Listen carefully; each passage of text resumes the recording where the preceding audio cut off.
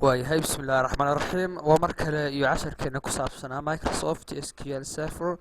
maanta waxaynu baran doonaa si wax looga bedbedelo database-kii hore u jiray ee aanu sameynay.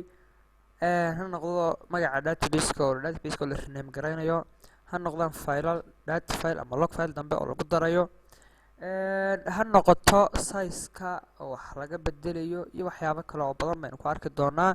marka SQL Server baan soo furnay. database-kii aynu maalintii hore sameynay waa kan, waxaa la yidhaahdaa markaasi cali cabdi database ayaa ahaa. right click refresh baan odhan doonaa cabdi database. hadda right click sino propertieskiisa tagno, halkaa ku sareysa general dad ku dhufato xaggan wuxuu ku siin doonaa information good oo waxba laga bedeli karin laakiin ku saabsan database-kaaga. halkan waxaa ugu horeysa last database backup. database-ka ugu dambeeyay backup-ka ugu dambeeya laga qaaday database-kaaga waa nan weli database wax backup kameyna qaadin. name-kii oo ah magacii database-ka waa cabdidb, status waa normal, owner-ka ama cidda iska leh ama user-kii sameeyey waa administrator-ka, date-ka la create gareeyay, size-kiisa waa 3 MB oo data file ah, oo 5 MB oo data file iyo 3 log file ah.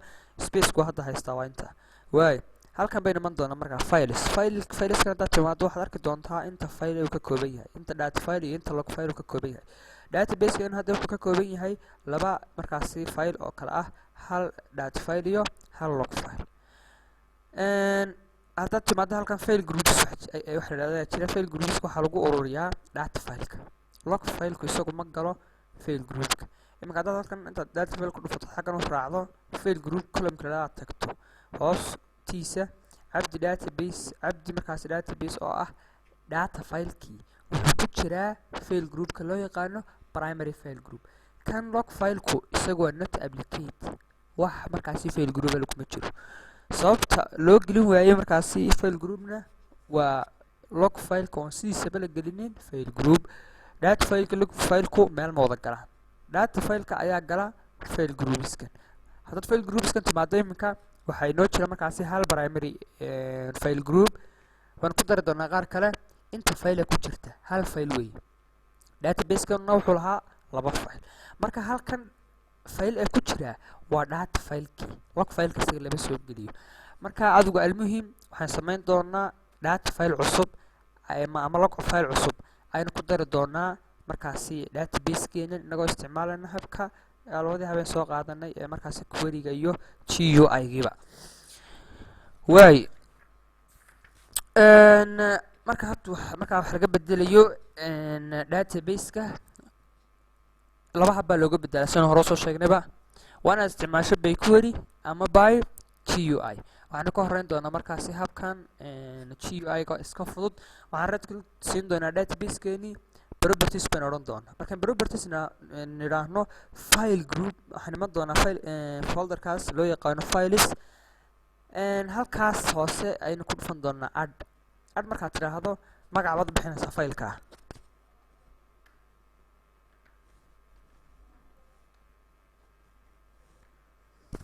data file baynu ka dhigi doonaa. marka halkan baad soo furaysaa file-kan aad samaysay ma data file ba mise waa log file.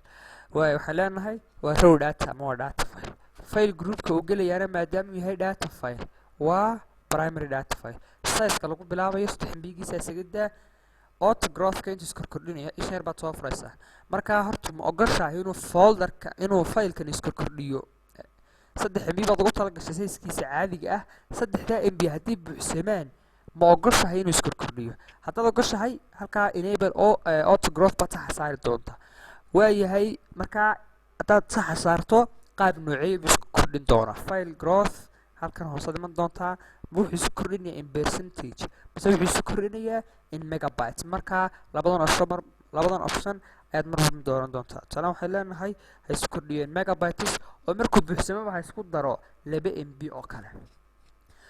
halkan hoose iman doontaa maximum file size inta uu ugu badnaan gaari doono. hadda waxa sax inoo saaran unrestricted file growth, ma xadidna, weligii wuu soconaya inta uu ka buuxsamayo hard disk-ka computer-ka ku xiran. markaas ayuu ku odhan doonaa uu buuxa markaasi file-kale. haddii kaloo tidhaahdo restricted-na adiga cayimayo siinaya markaasi size maximum size uu ku joogsado. markaa halkan baad ka sheegi doontaa. waxay leenahay unrestricted okay baa leedahay. baaskii hore ee dheeraab u haystaa markaa isagana in kasoo bedelo ish yarayd baan ku dhufan doonaa wax yar waad sugaysaa markaa baaskii aynu kii horeba dhignay oo dhiida ahayd aynu dhigi doonaa okay baad leedahay intaa markaad samayso okay markaa database-ka nimka waxaa kusoo darmay hal data file oo cusub markii hore muxuu lahaa hal log file iyo hal data file xoogaa yar buu keenay data file cabdi dat could not be collection because it already saxsan yahay halkan maxay nidhi cabdi db slash data kana cabdi db slash data markaa laba data file oo isku magaci ma jiri doona markaa halkan bayn one odhan doona sax waxaad leedahay markaa okay xagga hore buu kaga dari doonaa si aynu aragno markaa aynu ku daray halkii baan ku noqon doonaa database-keena right click ku dhufan doonaa propertieskiisana markaa tegaynaa files baynu ku dhufananaa saarkiiba saddex baa delay waa data file hal data file iyo hal data file kale waa laba data file iyo hal log file saddexdaa file bulay oo markaasi laba data files yihiin midna hal log file yahay halkan file groups-ka hadday nimaado waxaynu hore usoo sheegnay database-kan inuu leeyahay hal markaasi file group oo loo yaqaano primary inta file ku jirtaana waa laba database-keenu saddex buu ka koobnaa laba data file iyo hal log file waa inaga hore soo sheegno log fileka lama geliyo file group markaa labadanu sheegaya waa labadii data file markii hore hal buu sheegaya halkaa de waa halkii midhkii markaasi data file ee lahaa markaasi database-keenu waa iska simple marka lagaga darayo xagga GUI-ga marka query markaasi lagaga darayo ayuun baynu qori doonaa waxaad leedahay query-gan soo socda ayaad qori doontaa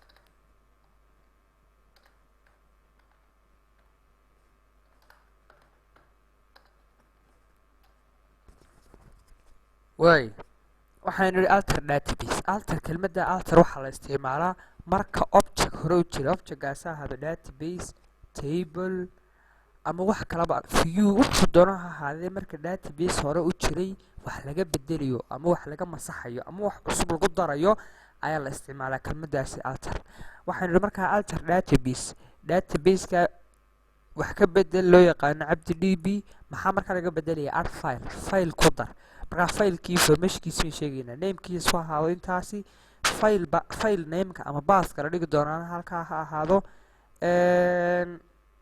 sizeka markaasi u qaadanayaana 3 MB ahaado file growth 3 MB markay buuxsamaan 2 MB ha isku daro max size wuxuu gaari karaa on 10 MB markaa queryga halkan NDF ka dhigna extensionkiisa data file ku xulay weyn hore soo sheegnay laba file oo loo kala yaqaano log file iyo data file marka log file isagu ma qaybsamo log file waa log file data marka data file ka laba qaybsama waa primary data file iyo secondary data file primary data file ku waa data file ka sameysma marka ugu horeysa database-kaaga create gareysaba markaas data file ka sameysma ayaa loo yaqaanaa primary data file extensionkiisana waa MDF oo casharkii hore markaan query-ga qorayna waa inaan ka dhignay MDF kani maadaama uu yahay markaasi mid dambe oon ku darano data file dambe halkaa waxaynu leenahay NDF ndf waa extensionka primary data fileka marka queryga saasaynu ku kicin doonaa inta jaabina horta waa sax execute baan leenahay markaa sax marka database-kana eegno markaaynu ku daro right click baan dushiisa ku dhufanaynaa markaa properties baan leenahay waxaynu iman doonaa halkii la odhan jiray files hadda muxuu leeyahay 3 data file iyo 1 log file saddexdan data file waxay ku wada jiraan file groupka loo yaqaano primary file group inaga hore soo sheegnay inay data files ku garaan file group wax loo yaqaano marka file group-yadu way si kala bixi doonaan halkooda nagu tegi doonaan laakiin waxaad la socotaa in data file-ku uu galo file group wax loo yaqaano log file-kuna aanu gelin file group marka haddaan halkan file group-ka imika nimaadno fileskan ku jira waa 3 database-kan wuxuu lahaa 4 file waa 3 data file iyo 1 log file log file ku sagma gala markaasi file group waa 3 data file marka habkaasina waa habka loogu daro markaasi data file cusub iyadoo la isticmaalayo GUI iyo wadaba iyadoo la isticmaalayo query waayahay waxaynu samayn doonaa imika naming a database weyn magaca ka bedelinaa waxaanu ku horeyn doonaa habka GUI-ga ahay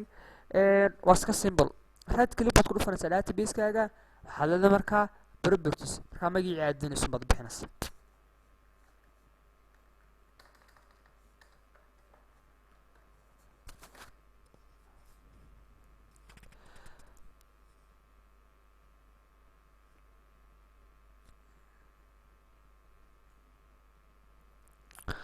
wax yar waynu iska sugi doonaa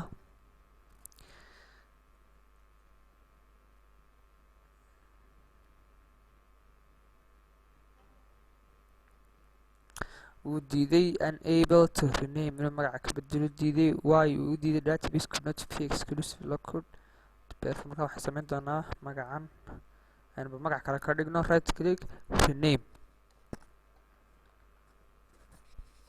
hadda sidaa ku dah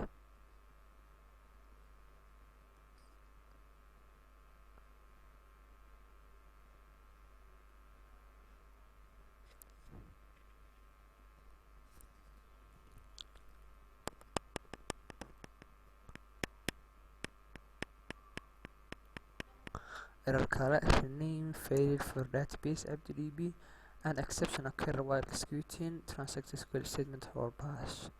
The database could not be exclusively local to perform the operation. Ka error baa jira waxaan eegi doonaa markaa inuu query ahaan uga bedelo waxaan leenahay marka laga bedelayo database magaca iyadoo la isticmaalayo markaasi query waxaad qori doontaa queryga soo socda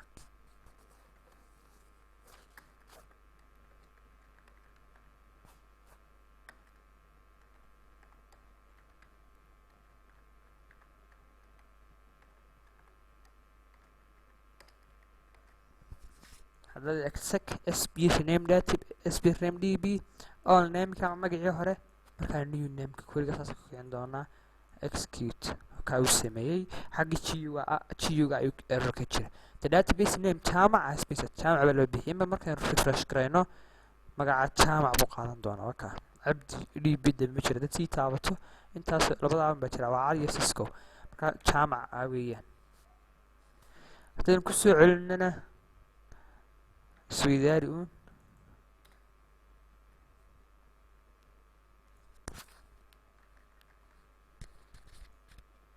رايت كليك اكسكيوت ولا بدل هذا ولي ما ريفرش كرنا جامع بسيط هستا هذا عبد جينا وقفنا واي عشر كمان تنتهي نوتشوغو والسلام عليكم ورحمة الله تعالى وبركاته.